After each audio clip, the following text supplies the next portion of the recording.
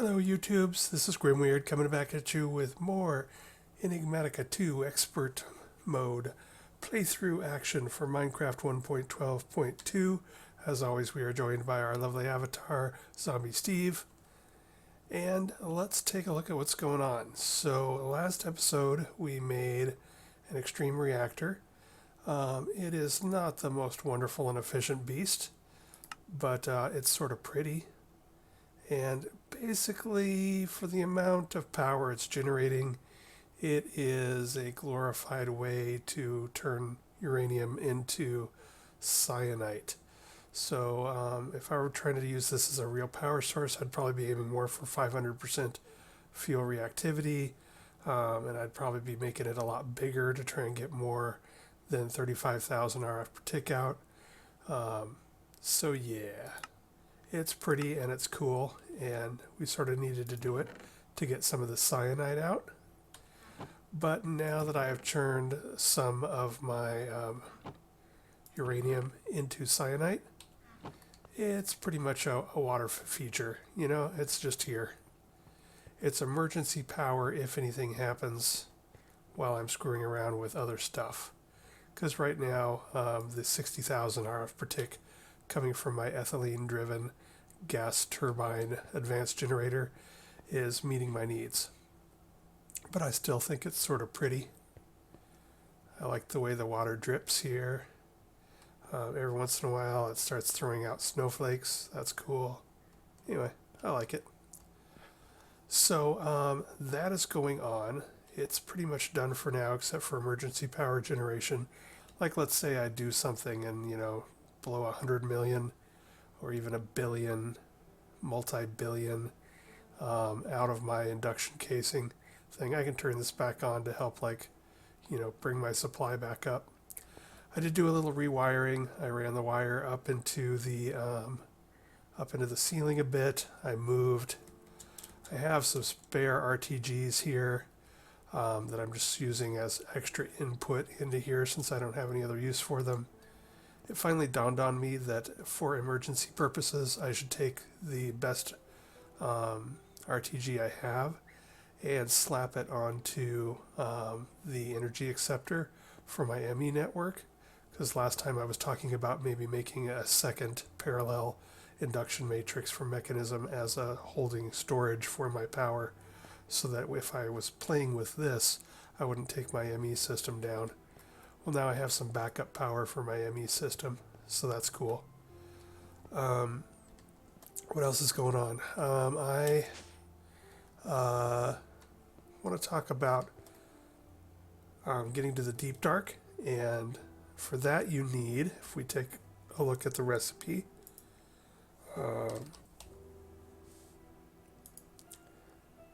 litherite we have, iridium we have, draconium we have, but sextuple-compressed cobblestone, 4 of them, not so much.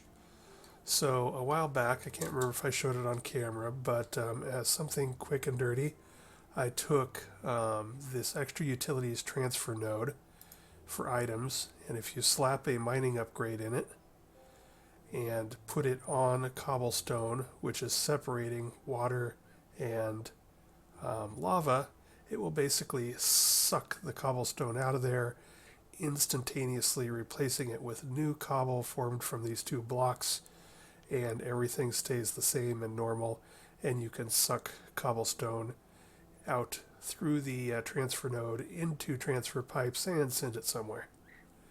So I was doing one of those into this chest, which has an ME import bus on it, to go into my ME system. So I had cobblestone going in that way, but it was not fast enough. Even with 4 speed upgrades, it was going to take a long time to get the 4 sextuple compressed bad boys. I need like over 2 million cobblestone.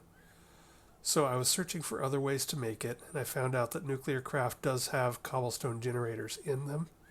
If we take a look at those,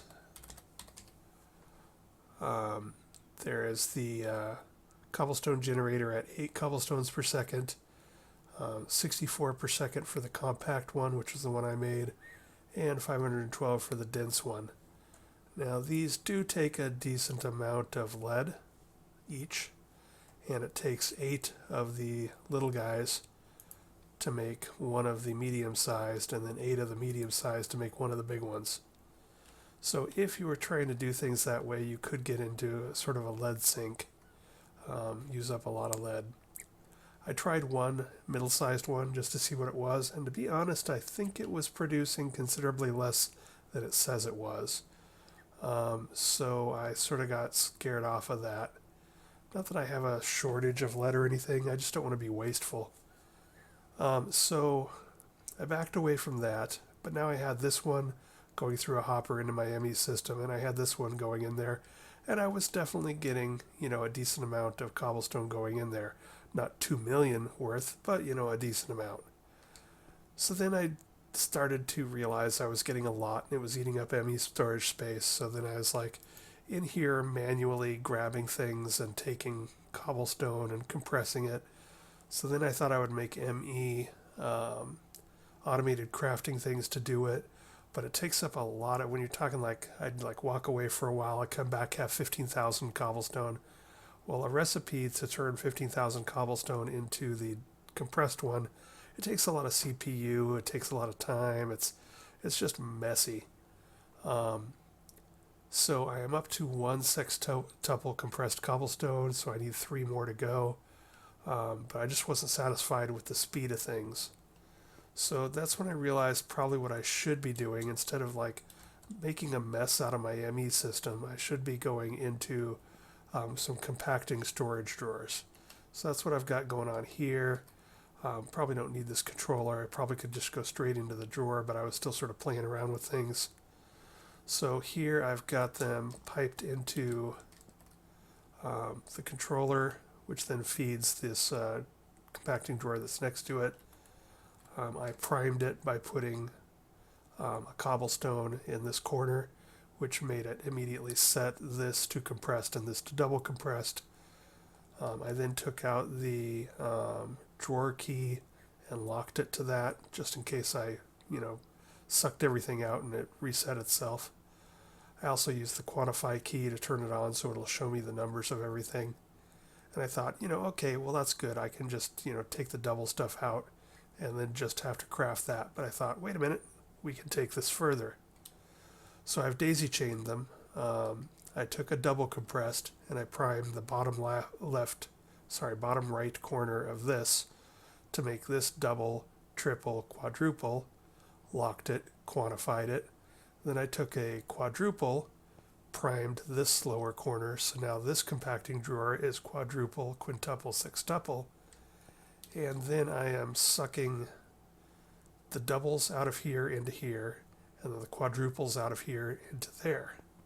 So now I've got hands-free, can completely ignore this, go away and let it do its thing, and as it drives up, every time we can watch it here, so every time the compressed gets up above 9, like to 11, 12, 13, boom, it makes a double compressed.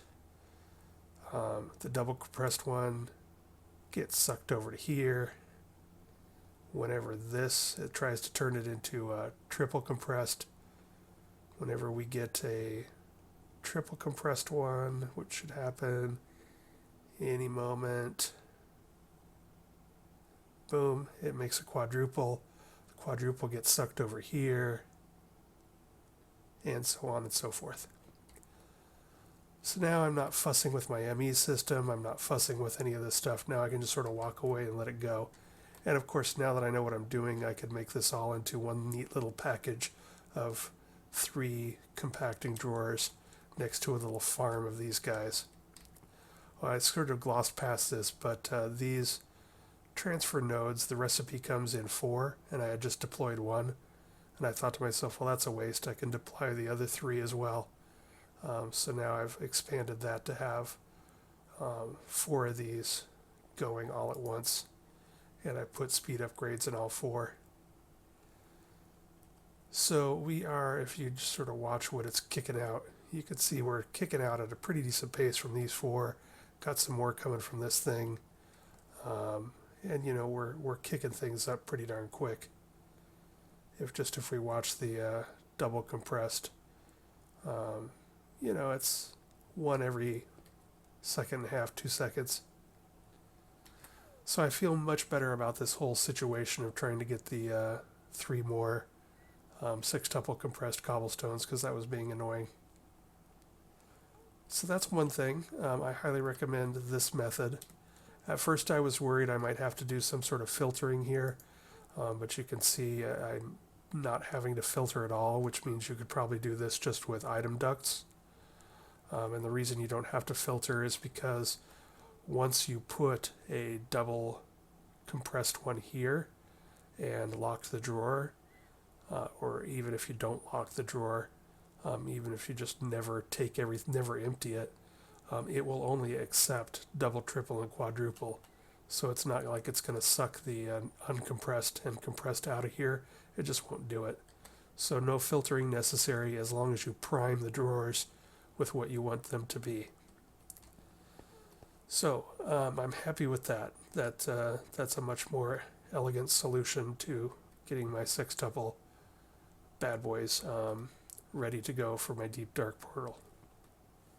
Now, what else to talk about? I did take a look at, so this is turning out to just be sort of a pretty water fountain. I don't really need it at the moment. Another 30,000 isn't going to make or break me when I'm already meeting my needs with the 60,000 from the advanced generator. And I've probably already got all the cyanide I'm ever going to need from this. So this thing could probably just go away now, but it's pretty, so I'm going to leave it. And what I really need to do now is make some big fusion reactor that has, millions of RF per tick. So I have been investigating those. And the bottom line is I think I'm going to go with a Nuclearcraft Fusion Reactor, avoiding the fission ones and avoiding mechanism, just because I sort of like the look of and the fueling options available in this mod pack for the mechanism nuclear fusion reactor.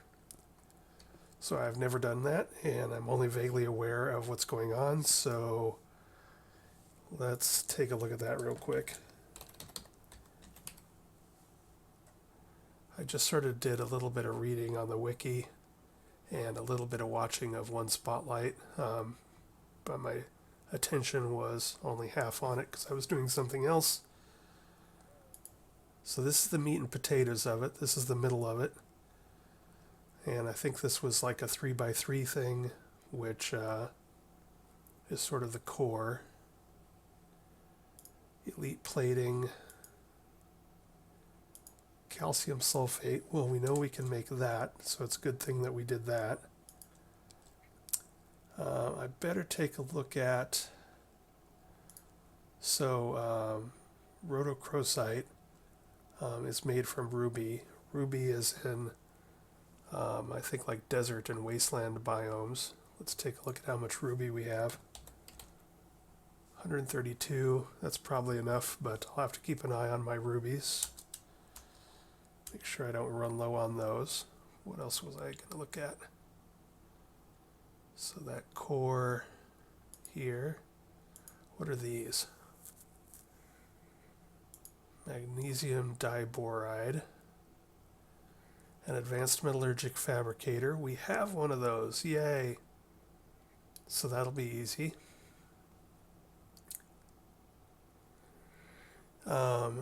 What else? I'm so happy that I'm going to get another chance to use this. I made it to make some titanium, and it's been sitting here ever since I made some titanium. So I'm psyched. What else do we got to do? Machine chassis, that's easy. Chemical reactor, that is easy. So now we got to get into, I think there was also some electromagnet stuff.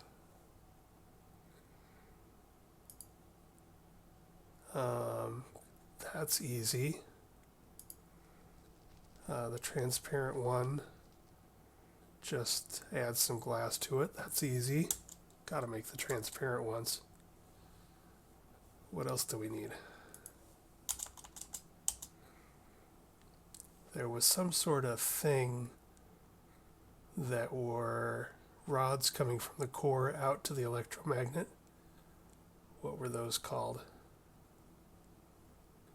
I can't hear you, so if you're telling me, I'm sorry. There's a lot of stuff here. Maybe if we sort by fusion. Fusion connector, that's the one. That's easy.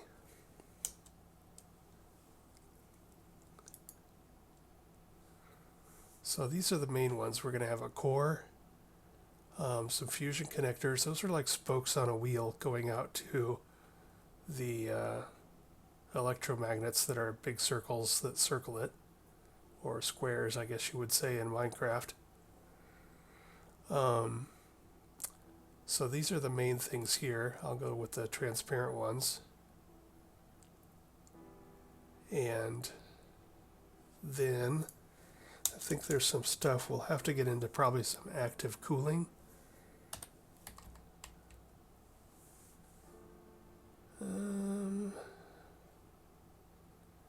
Empty cooler, I think that's what I'm probably going to be needing. And they have the coolers with liquids in them that actually tell you what the thing is. Cool. No pun intended. Water is 20. Water's going to be super easy. Cryothium is 140.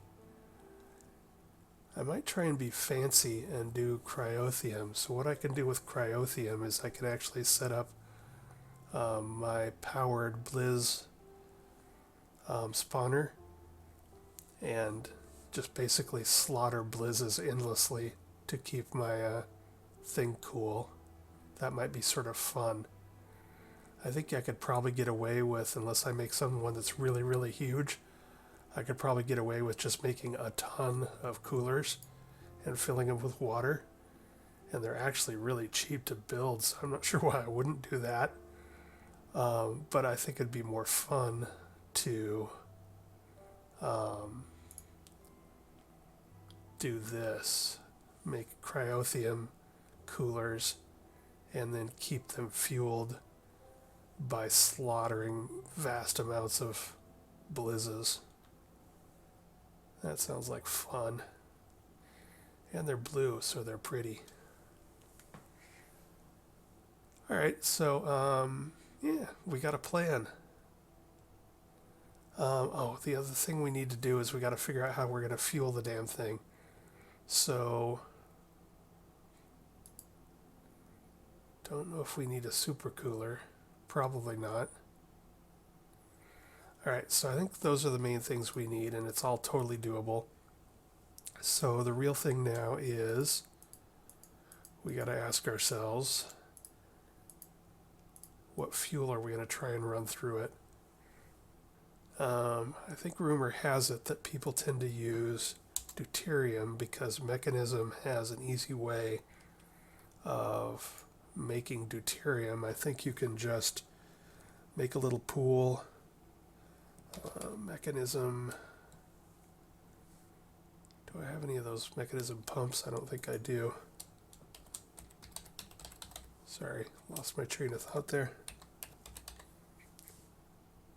Electric pump. So I think you can just make a little pool and put some electric pumps in it and then either whitelist it, I think just whitelist it, or something so that it will only pull out deuterium, and you can feed that straight in. Let's see, I wonder if there's, I don't have a Nuclearcraft book. Is there a Nuclearcraft book?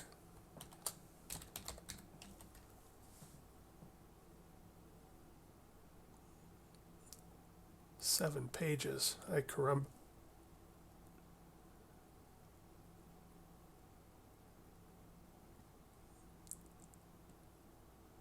I'm not seeing one.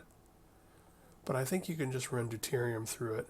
So I got to think of two things really. I got to think of one, what's an easy fuel to get that's going to work well for me? And then two, are there any particular outputs that I need? I don't know of anything that I need right at the moment, so I might just go with deuterium. And then if later I find out that, hey, I really need to get some fusion product out of this, I can always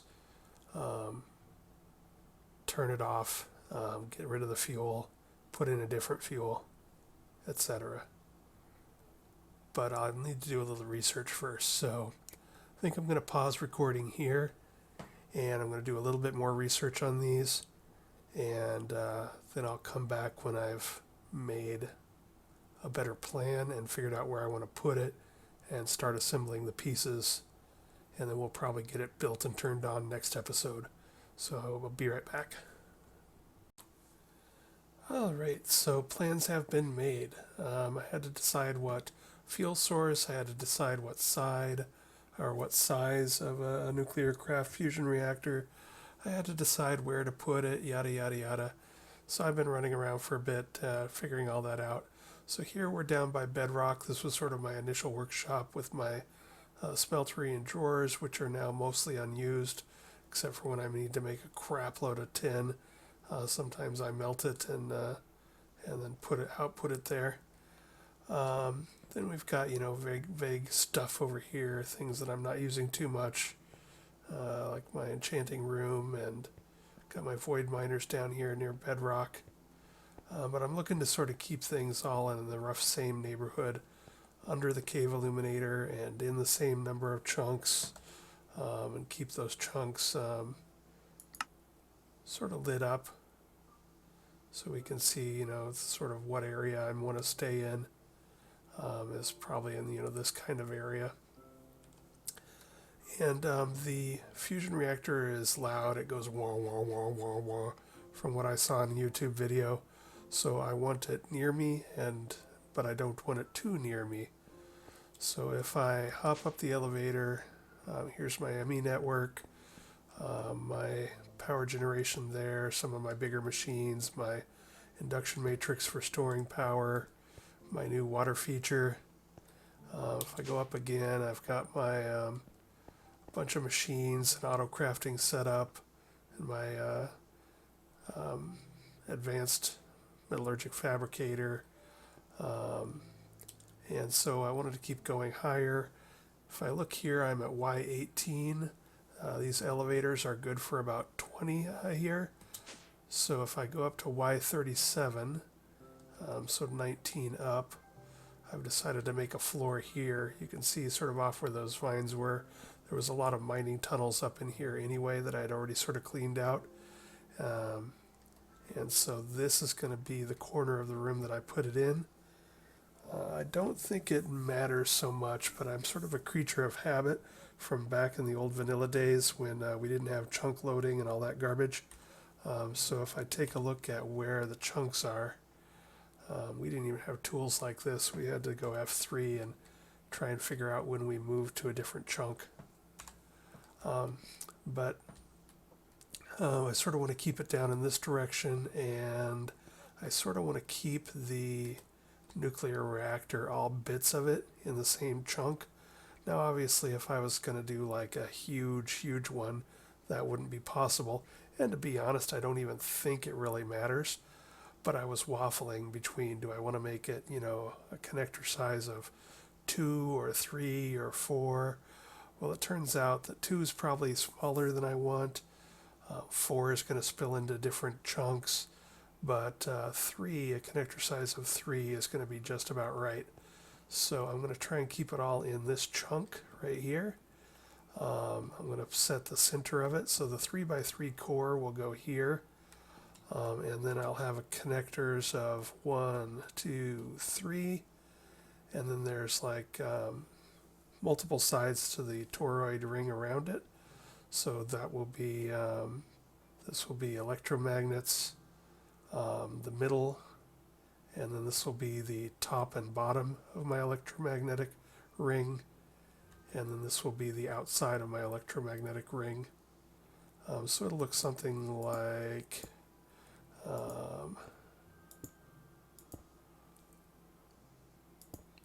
oops, not there.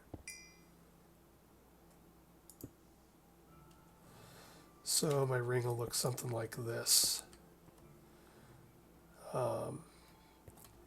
So yeah, I'll have like a 3x3 structure here, and then a 1, 2, 3 connectors, and then a ring that goes around the perimeter like this, and that ring will stretch, you know, almost to this edge, and then all the way around here, and all the way around here, and all the way around here. And it'll be a 15 by 15 structure, offset by 1 from the center, since we have a 16 by 16 chunk. So the center will be there, and I think that's going to work out just fine. So what I'm going to do off camera tonight is this will be the corner of this room. I've got the perimeter of the room sort of all hogged out here now for the most part. So I just need to clear out some ceiling here, which should go pretty fast. Let's see, I got, with the block reach enchantment, I can just sort of zoom through this stuff pretty quick. So we're going to go ahead and clear this out and do crafting of a bunch of the stuff off camera tonight. And then in the next episode, we'll try and get this set up and get it running.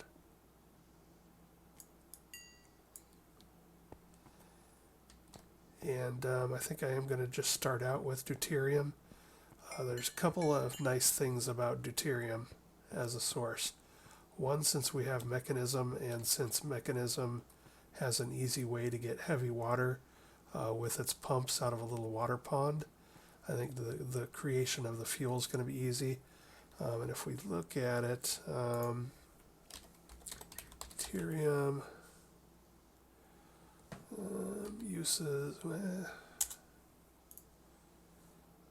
uses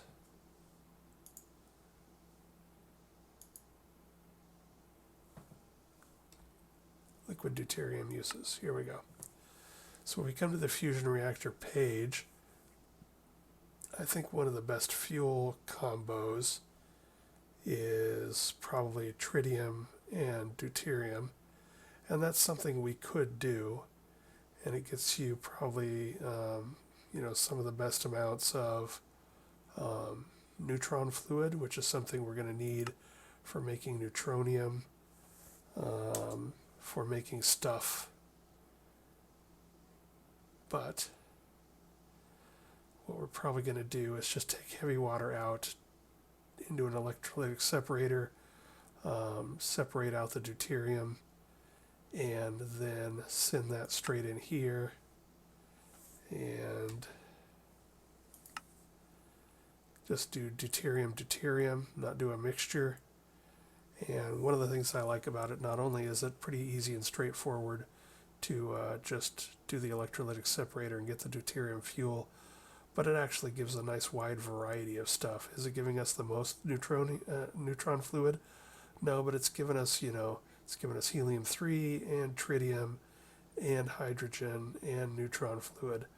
So we can stockpile all of those, and then if we decide to go to, you know, a different fuel source, like say a tritium, where is it? Tritium deuterium, then we'll have some starting tritium to work with, and we can always transfer over. It'll be awkward, but we could do it. So that's the plan. Set up our big boy here. Set up the rest of the stuff, like possibly make a big new induction cell, possibly you know, have my deuterium stuff here, maybe set up a little area for cooling, making Blizz cryothium cooling, basically set that up in this L around it. This L here over by our ladder. And that's the plan. So I'm going to finish cleaning this out, and I'm going to start creating the things we need to build this bad boy. And we'll work on it next time. Until then, I'll talk to you later. Bye.